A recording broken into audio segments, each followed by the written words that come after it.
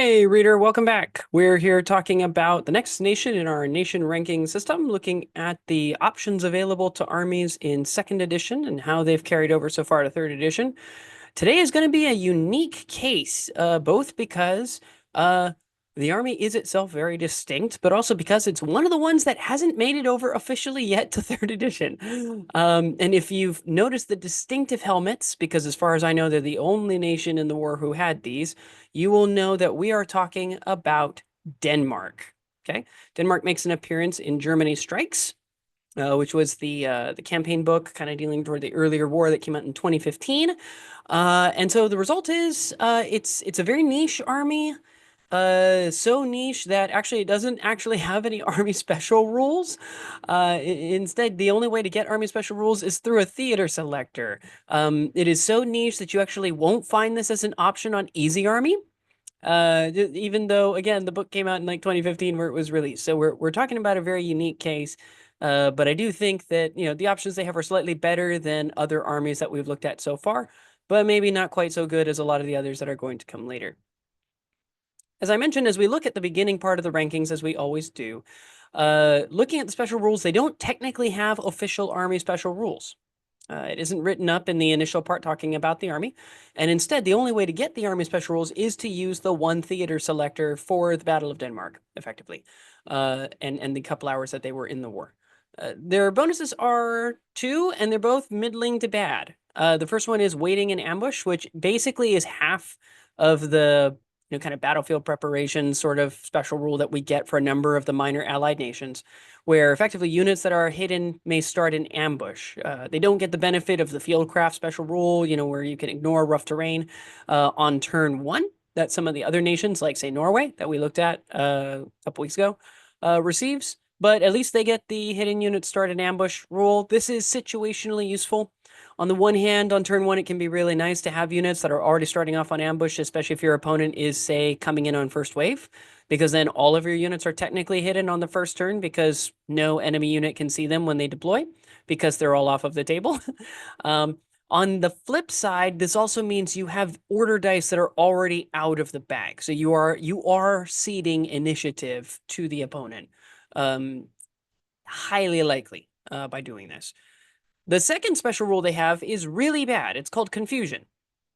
And basically you roll a d3 prior to turn one, and that many enemy units selected by your opponent can perform a run order that does not trigger the ambush special rule. Okay.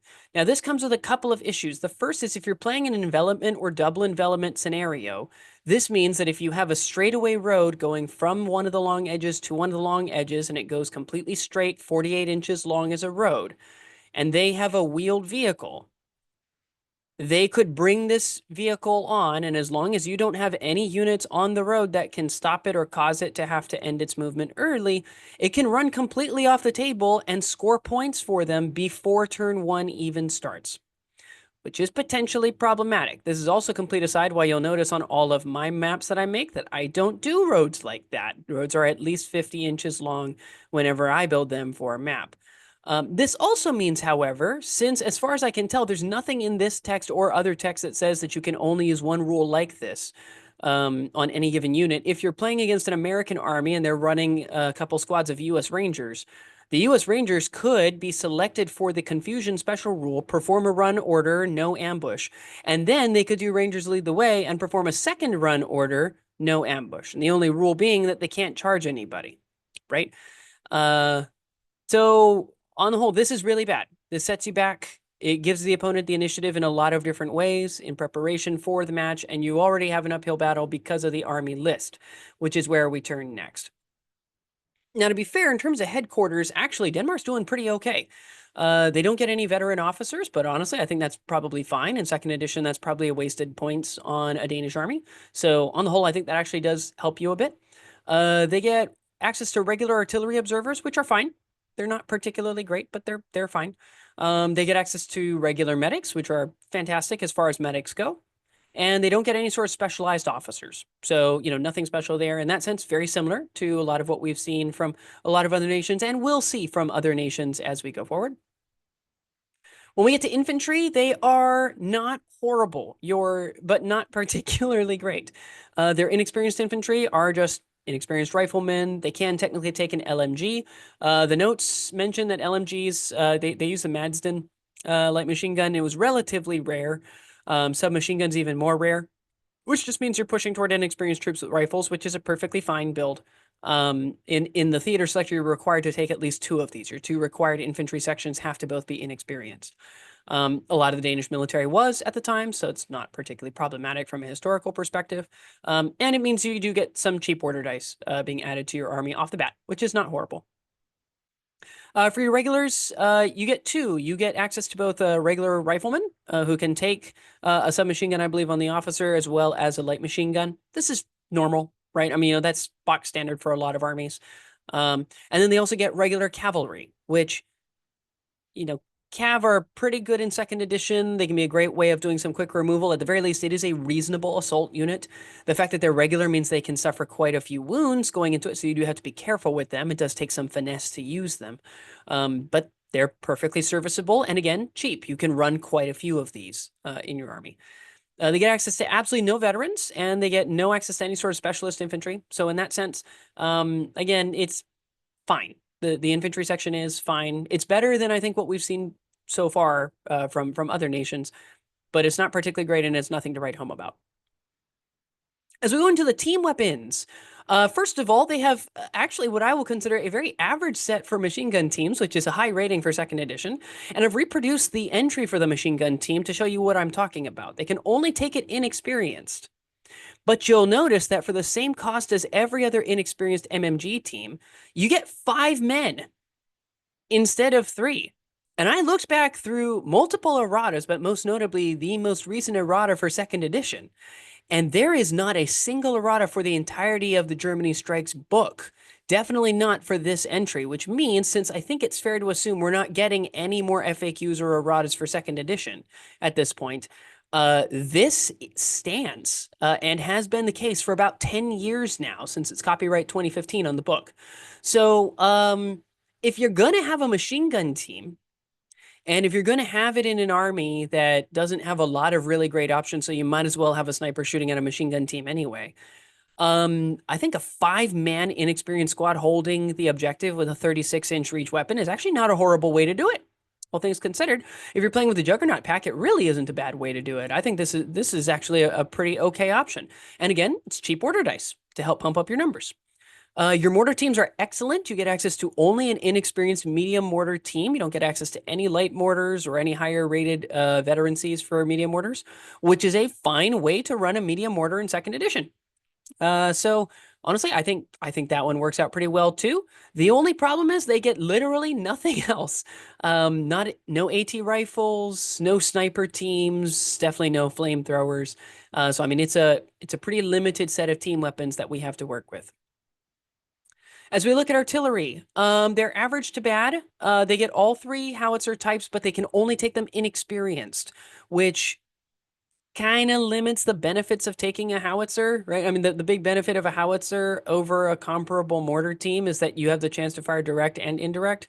And being inexperienced, especially in 2nd edition with all those hit modifiers, is a pretty big problem. That being said, at least you can take 2 options in the theater selector for the artillery section. So if you do choose to take howitzers, which are fine, you could complement a howitzer with something else, which is good. For anti-tank guns, you get a light AT gun, which is not horrible. As regards the amount of firepower you have, it's one of the highest penetration value weapons that you have in your arsenal, and relatively cheap, so it's not particularly horrible. You can also change out the AT gun for an autocannon, a light autocannon effectively, that has a gun shield, which is not horrible, actually. In fact, I'd say it's pretty good, and probably the one that I would take. You get access to another, more traditional light autocannon anti-air gun as well. So if you wanted to, you could just AA gun this thing in both of those sections. It's not necessarily bad. And of course, no rocket launchers, as they didn't have that level of technology. As we look at armored support, you get no tanks. Asterisk. We'll come back to that a little bit later. You don't get any self-propelled guns, no AA platforms, and no special vehicles. So you effectively are gimped one particular section of the generic reinforced platoon, which is also part of the reason why I would recommend going with the theater selector. If you're not going to have access to anything in this section, then there's no particular reason to go with the GRP. And instead, just take advantage of that second artillery piece to fill the gap. And then in terms of armored cars, you don't get access to any tankettes, but you do get access to 2 Landsverk-style armored cars. These are Swedish made, and they're pretty good. These are autocannons on a DV7 Recce chassis. And they do include like a forward-facing machine gun as well, and technically a coaxial machine gun in case you don't feel like firing the autocannon. I would probably fire the autocannon most times, but sometimes you're going to be shooting at infantry in the open, so maybe the coaxial is better.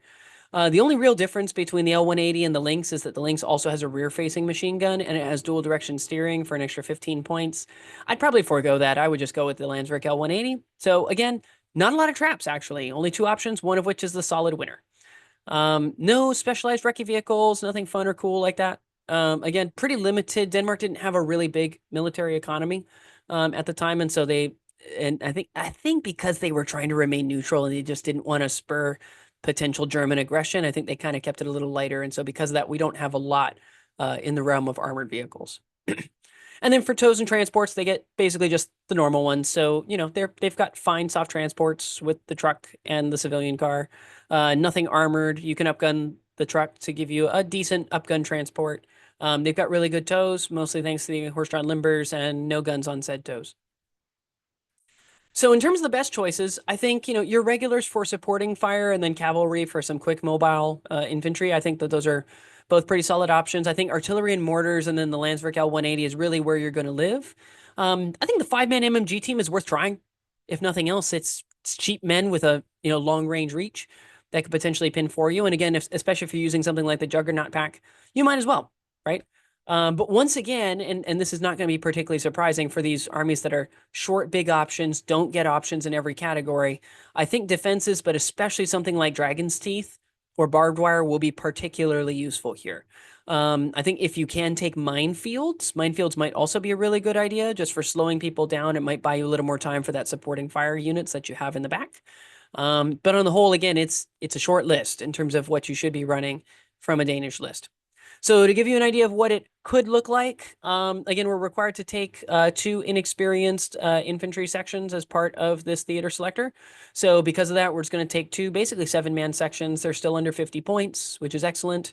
But 7 shots means that even if we're hitting on something like 6s, there's a decent chance that we're going to get something in, which is good. Add in a couple of extra rifles just for some supporting fire, some extra cavalry.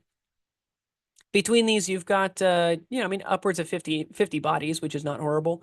And then you've got, you know, you take your medium mortar, you take your MMG team, I took a heavy howitzer because I figure if I want pen +4 in the list, which is where you cap out, let's make sure it doesn't drop down to pen +3 at long range. Plus, I mean, worst case scenario, a 4+ hitting something that's in the open or hitting a building is really not that bad as far as hit chance goes in 2nd edition. And then, you know, I followed it up with just, you know, autocannon machine gun, and then you include the Landsverk and a couple of upgun trucks for some extra firepower. But the result is 18 order dice for a little under 1,000 points. You could, you know, drop one of the inexperienced infantry to add like a regular infantryman somewhere else, which would be fine. It would work out better. I personally like it when my units look more or less the same. It tends to make the math a little easier in my head for me to run stuff. But again, you know, if you're trying to optimize, that's probably a better option. So what do we think about Denmark in 3rd edition so far?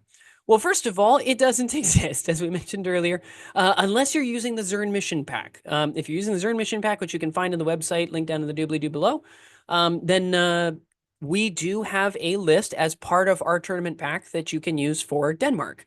It includes both the stuff that was present in 2nd edition as well as slightly deeper research into some other stuff that Denmark did have. Not much. I'll be honest, most of it is in there. But honestly, I think that if you're running Denmark in 3rd edition, I think a solid rifle platoon with a good number of bodies, supported by an artillery platoon, and then an armored platoon that's basically just those Landsverk L180s, as well as a unit we're going to talk about in a little bit. I think that could work out okay. You know, I mean, I think you could get the swarm down, which is good. Heavy weapons platoon is fine.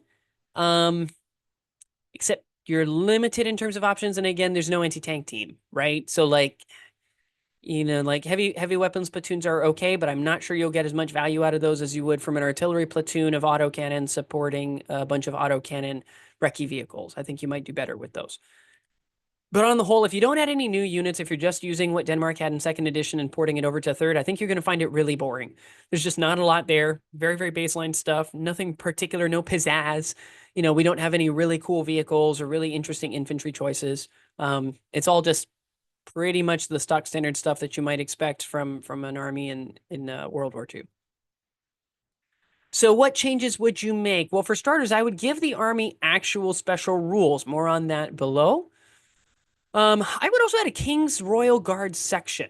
I'd give them one veteran section, build it out very similar to the regulars, to represent, the King's personal Royal Guard who helped to protect Copenhagen right there. Admittedly, they didn't see a lot of action during the war because it was only going on for a couple of hours, and I think the king made the decision that discretion was a better part of valor, right?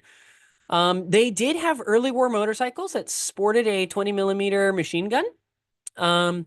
So I would give them access to those early war motorcycles that we had for France, Britain, Germany, people like that. And I would give them access in second edition to 0 to 2 armored cars, or give them access to the Carden Lloyd Mark 6 tanks, which you can find in the Belgian list, that they also purchased and did own. And then you could use at least one of those for the tank section. But I think having something in each section of a generic reinforced platoon is generally better than having nothing. Especially when you already are working uphill and you know that it's just a labor of love for people who want to run a very small, very minor nation, a very niche nation. I think that would be ideal. So what kind of special rules would I give to Denmark? Well, for starters, the research on them was relatively easy to do because it's not like there were that many battles. But I do think we can pretty well represent kind of the heart and the core of what the Danish military shows during that fight. Because, by the way, they only had 33 casualties during those hours of fighting, and they dealt 85 casualties back, which is not bad at all, considering that they're outnumbered in every single fight. They're outgunned in basically every single fight. So I don't think this is particularly horrible showing at all, as regards World War II stats. So what would I do? I would do a couple things. One, I would give them access to 2 special rules all the time: Copenhagen Reserves and Sealand Defenders. And the Copenhagen Reserves simply makes it so that inexperienced units gain the stubborn special rule. This is nice because if you're trying to be historical and you're trying to be fair toward, kind of what the actual rough average breakdown was of forces in the Danish military, a lot of them were quickly and hastily brought in reserves, but they were relatively high morale. They were ready to fight to defend their country if that's what the king asked for. And so I think the stubborn special rule fits this really well. It means that, again, inexperienced units are more likely to have to take morale tests in order to see whether or not they're removed immediately through panic. Mostly because, again, they're just more likely to suffer more wounds in a single swing. And I think being stubborn on morale of 8 is not necessarily great, but I think it's way better than not being stubborn and having a morale of 7 or 6 or worse. So I think, if nothing else, I think this is a fine special rule, and you're not paying points for it. It's completely free. And it's different. It's interesting, right? It's an interesting way of treating inexperienced units that we don't see for other nations. And then Sealand Defenders, basically that a unit in cover adds a +1 difficulty to the difficulty to wound them. So effectively, units that are in cover are getting the benefits of a gun shield, except that this technically would stack with gun shields. Now, somebody's going to say, well, and this is pretty overpowered. First and foremost, remember, we don't have any veteran units, period, in this army, right? So we're really taking a 4+ to a 5+. If you were to add in the King's Royal Guard section to the list, then you would have something that would technically be wounded on something like a 6. But 1, you have to be in cover in order to take advantage of this. So high explosive damage is going to be the name of the game going in against you. And that means you're probably going to be right back where you started again, if not far worse than that. So in that sense, I don't think that that's particularly bad. 2, and more than that, it adds a slight bit more stickiness to an army that is frankly not that sticky. And so I don't personally have a problem with it. It allows you to get closer to that 33 versus 85 number without being too crazy and not having to monkey with core mechanics all that much. Again, we're basically copying a mechanic that already exists, which is gun shield, and we're just applying it to infantry and team weapon units effectively.